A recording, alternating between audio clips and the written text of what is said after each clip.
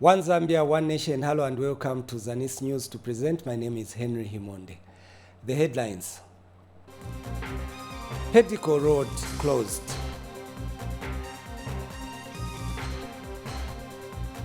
Minister of Education announces grade 12 results.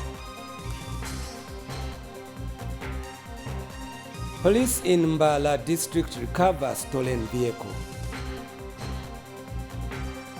And in sports, Green Eagles Football Club invests in youth academies. Zanis News in detail. The Pedico Road has been closed to heavy-duty trucks for the next 14 days to 21 days to facilitate for works on stretches that have become impassable due to heavy rains.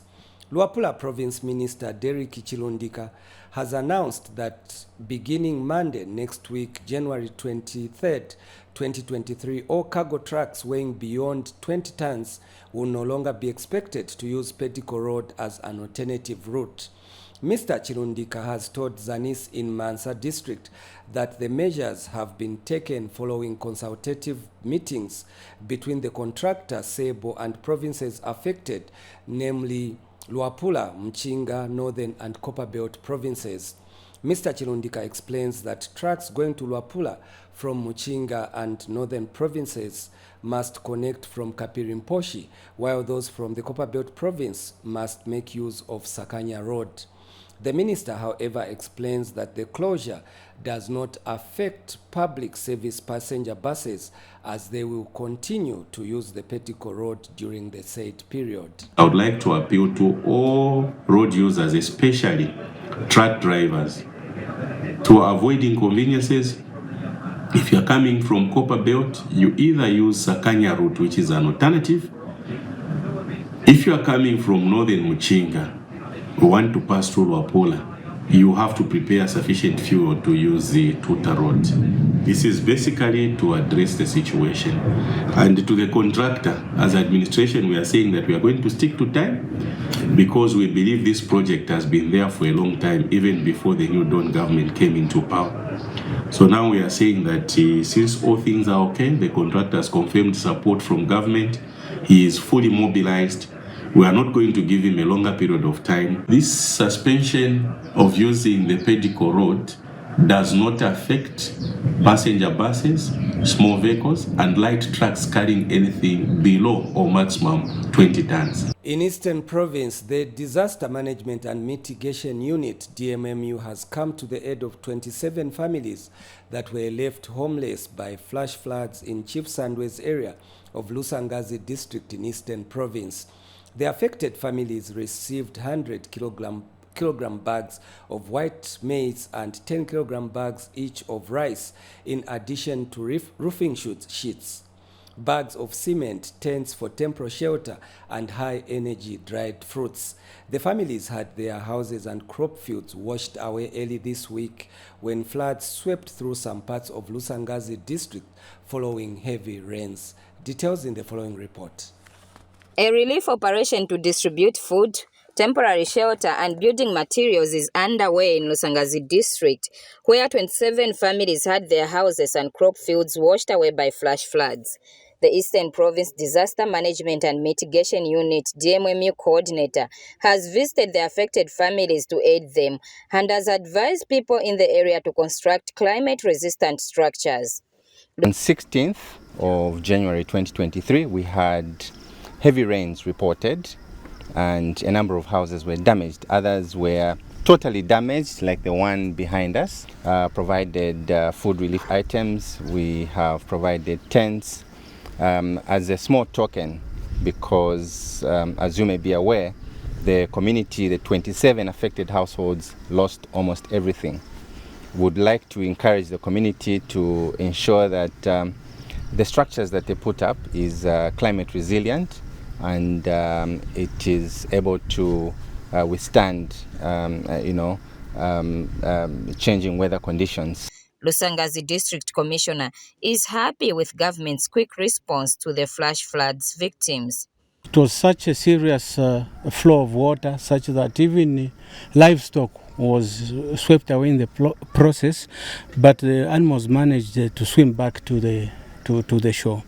Very grateful, like I alluded to earlier on, to government for the quick response, regional coordinator. We are very, very happy.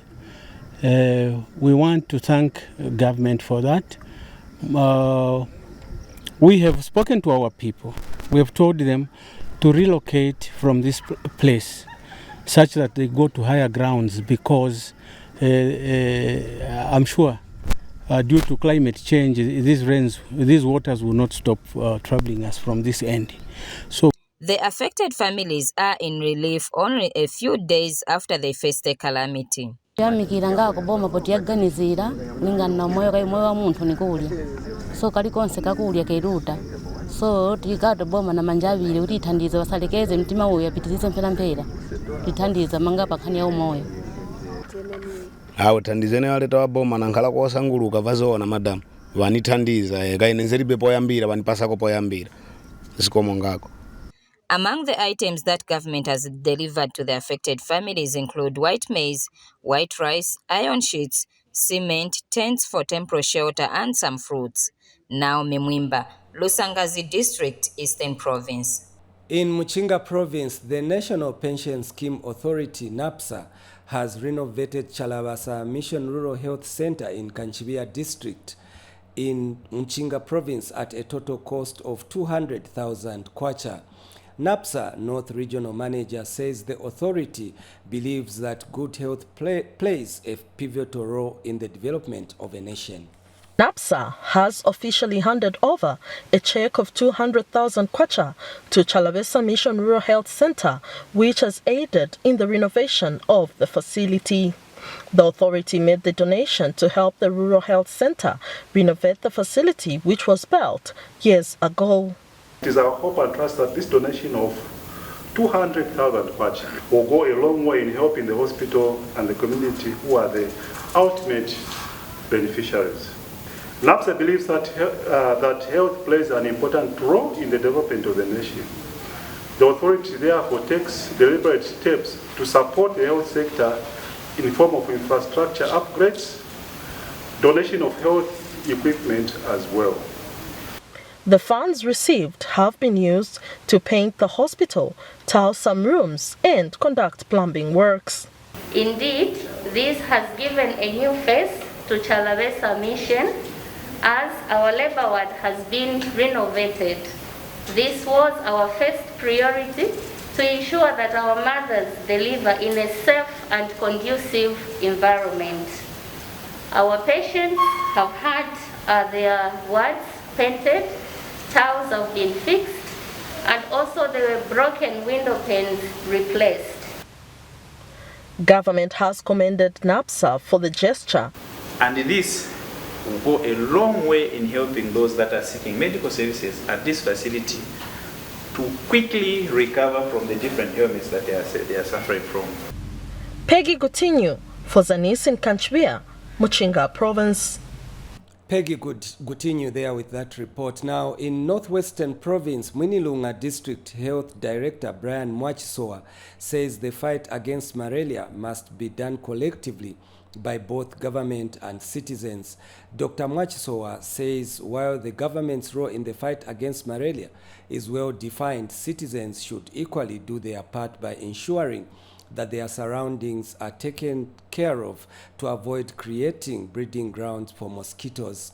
Speaking to Zanis in an interview, Dr. Mwachisoa revealed that the district has seen an increase in malaria cases. He has further bemoaned the low usage of mosquito nets by residents in the district, who instead choose to use the nets as fences around their gardens and oftenly as fishing nets, saying this hampers the fight against malaria. Dr. Mwachisoa has since urged residents in the area to avoid such practices and take matters of health seriously by ensuring that they use the mosquito nets for their intended purpose, further calling on government to consider allocating more mosquito nets to the district. He has also appealed to the Ministry of Health and other cooperating partners to mobilize resources in order to achieve the intended goal of eradicating malaria. Meanwhile, Dr. Mwachisowa says the district is ready to conduct the forthcoming supplementary polio immunization exercise slated to start on February 16, 2023.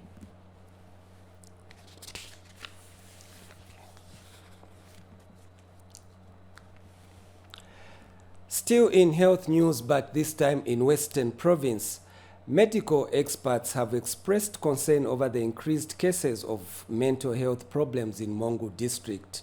Rogers Fiabipa reports from Mongu that a psychiatric clinical officer at Lewanika General Hospital, Precious Walia, has attributed the increase in mental health disorder cases to abuse of psychotropic substances. The Department of Psychiatric Unit at Lewanika General Hospital has bemoaned the increased number of people suffering from mental disorder in Mongu district of Western Province.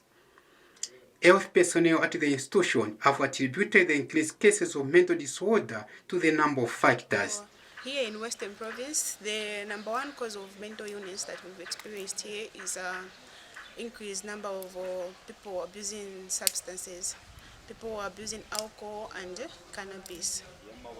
And the number two cause are conditions coming in due to HIV-induced cases. These are cases that are coming in due to patients who are not compliant with the HIV treatment, whereby the virus has increased and they are not so much on treatment. Mental problem is a challenge that can affect anyone regardless of social, age and nationality, and the need for the society to take care of patients suffering from mental health problems.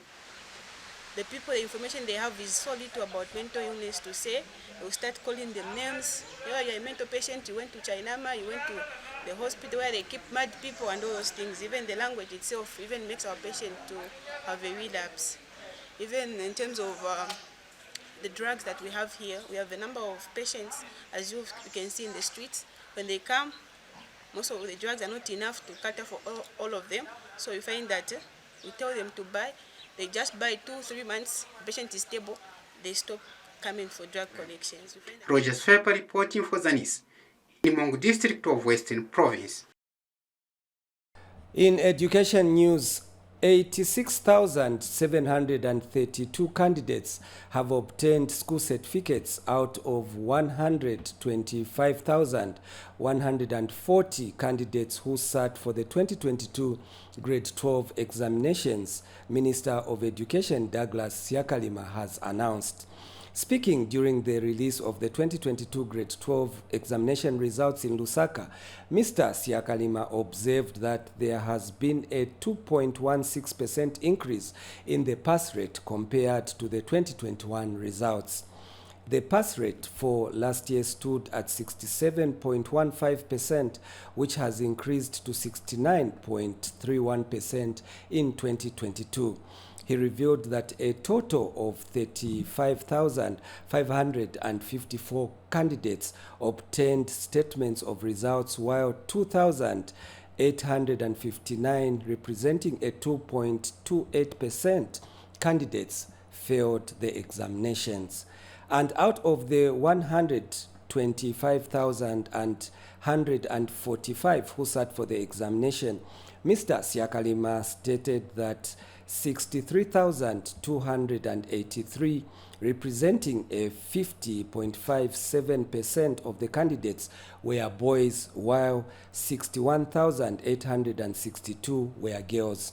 Mr. Siakalima has expressed happiness that the school pass rate is moving closer to the desired 70% and above, attributing the fact that only those who have passed their junior secondary leaving examinations proceed to sit for grade 12 examinations. Of the 125, 145 who sat the examination, 63,285, that is 50.5%, were boys, while 61,862, that is 49.43%, were girls. Of the 125,145 candidates who sat the examination, 86,732 obtained school certificates, that is 69.39%, representing an increase of 2.16 percentage points from 67.15% in 2021. I am glad to report that there were no reported leakages of examination question papers during the conduct of the 2022 school certificate examination.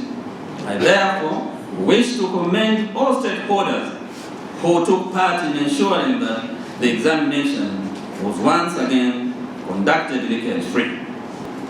We see an increased candidature, Honorable Minister, and we can see that going forward, we will even have more candidates, especially considering the free education that the new Dawn government is providing.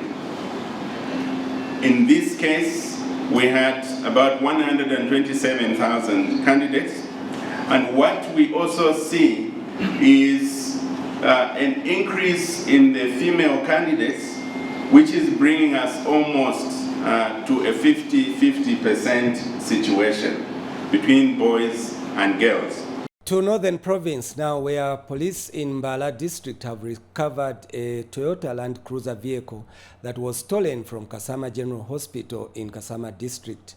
The Toyota Land Cruiser belonging to the Kasama One-Stop Center went missing between Tuesday and Wednesday this week. Mbala District Commissioner Annie Paul has confirmed to Zanis in Mbala today that the vehicle was recovered on Wednesday along the Mbala-Nakonde Road in Chozi area. The District Commissioner has further disclosed that 2 suspects involved in the theft of the motor vehicle have since been arrested, while the third one is on the run.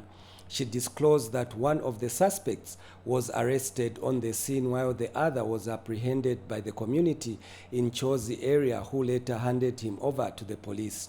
She explained that after stealing the vehicle, the suspected criminals changed the registration number from the original BAL 8942 to ZAF 4093B. Mrs. Paul added that the vehicle has since been taken back to Kasama.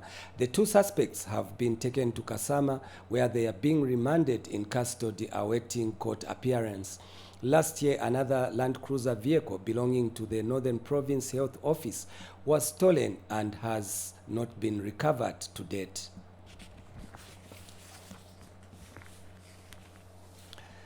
The Community Markets for Conservation, Komako, a social enterprise that supports wildlife conservation and small-scale farmers in Zambia, has over the years transformed more than 2,100 poachers into farmers.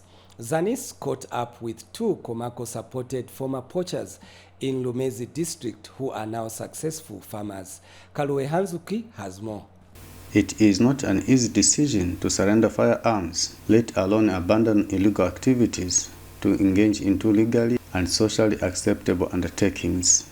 But Mr. Patson Carter and Mr. Stanley Ochirwa, who are both from Lumezi district in Eastern Province, were bold enough to give up poaching activities and taking up farming. Many years ago, these 2 men responded to the biddings of the Community Markets for Conservation, Komako, following the amnesty to surrender firearms and conserve wildlife as opposed to destroying it. They are part of the over 2,100 poachers that have surrendered their guns and have since taken up farming. So, napeleka Jamfuti. But many napelekera Jamfuti. Vamene wananichitira, wananitenga ni kwenda kutraining. Kwenda kutraining. Kapunzira, carpentry basics, wildlife laws, but the first thing was consequences of imprisonment. Tizive wipa kwa mjeri, because ngati wamuntu ulina vuto wakumanga, ngati wakumanga kuja kujere kumapezeka vindu vochitika vambiri. Kuli vaja vamene vanangena kudala, kumangala ma consequences but. The reformed poachers are now calling on those who are still engaged into illegal activities, such as poaching and charcoal burning, to join the Komako family of productive farmers and forest conservationists. Because the time when I was poaching, I was not even unable to find enough food, even if I was poaching. but there wasn't enough food for the family to eat. But now, as I left poaching, I joined Komako, and had to continue to practice on what I was taught. I had seen that I was able to find enough food, then money, then even the family itself could have a better dressing also than the time when I was poaching. So I had seen to say that, oh really, Komako has advanced my life. Thereafter, I was again taken into beekeeping. I had seen that beekeeping is the most important again. It was not just relying on growing crops. To make conservation attractive and profitable to communities and individual beneficiaries, Komako empowers farmers with free seed, which they grow organically. Imbewu yamene monga yamene ili apa ya nshaba kambiri nshaba zametilima ise bamatipasa ni bakomako. Izi mbewu bamatipasa za free. Bakatipasa mbewu iyi timalima tikalima tima ikakwa na time yochosa tima chosa buno nofaka then wakabwera market wakambogula bamatigula futi niweve bakomako. So stima vutika maningi kwenda ofuna ma vendors kuti batigule then bakomako bamagula kulingana na mwamene company funiko ugulira sima matibera bamatigula pa mtengo wa bwino then masikeo yao na even masikeo ya bwino maningi. So stima vutika kuti kapena ma vendors batibereko bachite bwanji tikagulisa cha bendera batipasa cash. So batitandiza maningi monga kumbali ya mbewu za melti machosa. The community markets for conservation promotes organic farming and wildlife conservation in the country. Kalwe Hanzuki reporting in Lumezi district. Still on agriculture, Eastern Province Deputy Permanent Secretary Beauty Undipiri has flagged off the distribution of about 9,600 liters of chemicals used in the control of 4 armyworms. Ms. Piri says the 4 armyworm has been reported to be present in all the 15 districts of Eastern Province, affecting over 45,000 households. Speaking before flagging off the distribution exercise of the pesticides in Chipata, the Deputy Permanent Secretary said 11,284 hectares of maize fields have been invaded by armyworms. Ms. Piri says government is committed to ensuring that all farmers in the province receive the pesticides in order to eradicate the 4 armyworm infestation. She appealed to farmers not to panic as government is concerned about their welfare. However, the Deputy Permanent Secretary has cautioned the recipients of the pesticides in the province to use the chemicals for the intended purpose. Ms. Piri warned that anyone found selling the pesticides procured by government to fight the 4 armyworms that are ravaging the fields will face the wrath of the law. An acting provincial agriculture coordinating officer, Kaba Mungomba, says the province is also being affected by a small black beetle, locally known as Nunda, that is targeting soybeans fields. In other news, Jonathan Mkuka reports that Acting Permanent Secretary in the Ministry of Labor and Social Security, Zakaria Luhanga, says the newly introduced labor market information system in the ministry is a game changer in information collection. Speaking in Lusaka today when he paid a courtesy call on Lusaka Province Permanent Secretary Robert Kamalata at his office, Mr. Luhanga says labor officers across the country will now be able to send information to headquarters in real time. The Ministry of Labor and Social Security has introduced a new system of capturing and transmitting data. Acting Permanent Secretary in the Ministry, Zakaria Luhanga, says newly introduced labor market information system LMIS in the ministry is a game changer in information collection. Speaking in Lusaka today when he paid a courtesy call in Lusaka Province, a permanent secretary, Robert Kamalata, at his office, Mr. Luhanga says labor officers will now be able to send information to headquarters in real time. We really wanted to meet you much earlier, but this one, PS, is a game changer in that it is a web-based system which will allow real-time collection of data and submission in the comfort of our offices here in Lusaka. At a click of a button, we are able to read what our officers are doing in the field. Information technology IT expert in the Ministry of Labour and Social Security explains how the LMIS will be working. The system can be accessed on a tablet or it can be accessed on the smartphone.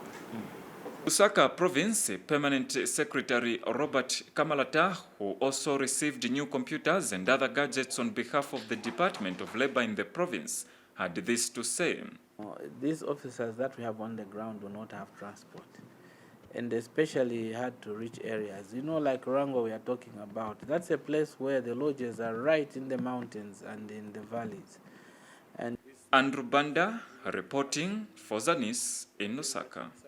And finally, sports. Green Eagles football team chairperson Kaneo Mebin Mundengo has called on young people to take interest in football. Speaking to Zanis in Choma, Kaneo Mundengo says talented boys and girls must be identified from the grassroots before they can graduate to play football at national and international levels.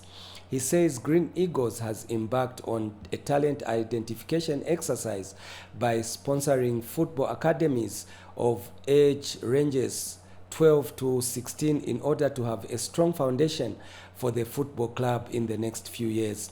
Kaneo Mundengo says the initiative will not only benefit his club but other clubs across the country who can also identify talent from the Green Eagles academies. He says the 3 football academies are nurtured in a military kind of environment where discipline is observed at the highest level.